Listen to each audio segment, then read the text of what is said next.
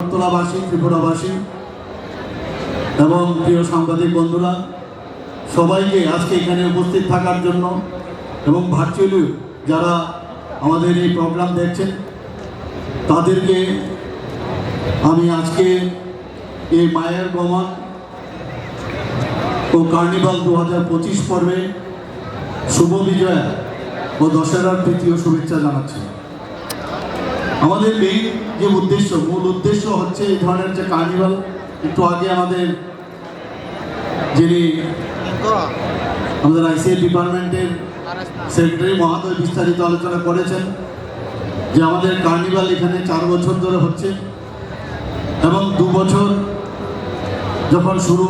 হয় সেটা হয়েছিল আমাদের আগরতলা মিউনিসিপাল যে সিটি সেন্টার তার সামনে এখানে হয়েছিল। তো গত বছর এবং এই বছর আমরা সবার সাথে আলোচনা করার পর আমরা ঠিক করলাম যে তুলসীবতীর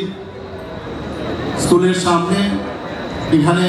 এই কার্নিভালের আয়োজন করা, এবং গত বছরও সুন্দরভাবে হয়েছে। এবারও আশা করি এটা সুন্দরভাবে সম্পন্ন হবে এবং আমাদের যে বিশেষ যে মূল উদ্দেশ্য সেটা হচ্ছে নান্দনিক যে পরিবেশ ও সুশৃঙ্খলা তার মাধ্যমে এবং দৃষ্টিনন্দন যে একটা পরিবেশ সমস্ত মানুষ সারা ভারতবর্ষ, ত্রিপুরার মানুষ তো দেখবে কিন্তু সারা ভারতবর্ষ এই কার্নিভালকে গত 4 বছর ধরে ওনারা দেখে আসছেন। আমি আশা করি আজকের দিনেও সেটা সুশৃঙ্খলভাবে সেটা সম্পন্ন হবে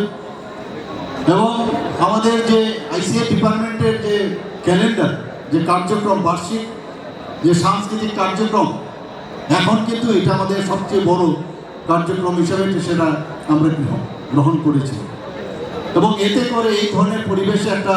আমরা একটু আগে এখানে দেখলাম কি সুন্দরভাবে আমাদের ছেলেরা মেয়েরা জাতি জনজাতি মিলে এত সুন্দর একটা কার্যক্রম, একটা সাংস্কৃতিক পরিবেশ এখানে সৃষ্টি করলো এবং এতে করে আমাদের যে ঐতিহ্য ও পরম্পরা সেটা আমরা চাই, আমাদের সরকার চাই সমৃদ্ধ হোক এবং সেইভাবেই কিন্তু আমরা আইসিএ ডিপার্টমেন্টের মাধ্যমে এবং অন্যান্য ডিপার্টমেন্টের মাধ্যমে আমরা সেই কাজটা করছি। আমরা এতে করে আমাদের যে সাম্প্রতিক যে সম্প্রতির যে বার্তা সেটা যেন সুদৃঢ় হয়, এই ধরনের যে সাংস্কৃতিক পরিমণ্ডল তাতে আমি নিশ্চিত সেটা আরও সুদৃঢ় হবে। গত বছর আমরা 14 অক্টোবর এই মায়ের গমন এই কার্নিভাল এখানে করেছিলাম। এবার আমরা আবার এখানে সেটা আমি একটু আগে বললাম সেটাও আমরা এখানে আয়োজন করেছি এবং তার উদ্বোধনী আজকে দিন। যখন আইসিএ ডিপার্টমেন্টের আমি দায়িত্ব নিয়েছি, নেওয়ার পর আমরা সবাই যারা মিনিস্টাররা আছেন, অনারেবল মিনিস্টাররা আছেন, তাদের সাথে বসে আমরা কথা বললাম যে রাজন্য আমলে এখান থেকে কিন্তু এই শোভাযাত্রা পরে প্রতিমা নিরঞ্জন হতো, তো কেননা আমরা এখান থেকেই এই শোভাযাত্রা এখান থেকে শুরু করি এবং সেই বিষয়টা আমি যখন সমস্ত ক্লাব এবং বিভিন্ন সামাজিক সংস্থা যারা পুজো করছিল তাদের সাথে আমরা যখন কথা বললাম, সবাই এক বাক্যে বললেন না এটাই বেস্ট হবে এবং এটা যেহেতু